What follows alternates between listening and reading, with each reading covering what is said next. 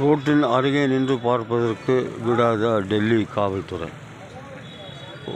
1 கிலோமீட்டருக்கு அந்த பக்கம் தள்ளி நிறுத்துறாங்க.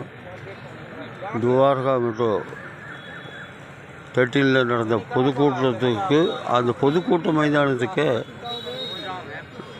மக்களை அனுமதிக்காமல் தடுத்து நிறுத்திவிட்டார்கள். NHA குவார்ட்டர்ஸ் இருக்கிற அந்த வழியில் அந்த ரோடு முழுக்க அங்கே ஜனங்க அந்த பொதுக்கூட்டத்திற்கு செல்வதற்கு அந்த காவல்துறை அனுமதிக்கவில்லை.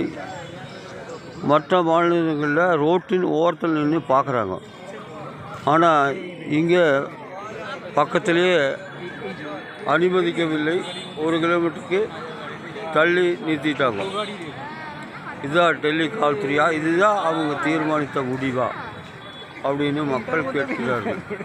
ரோட்டின் ஓரத்தில் நின்று பார்ப்பதற்கு கூட மக்களை அனுமதிக்காத காவல்துறை.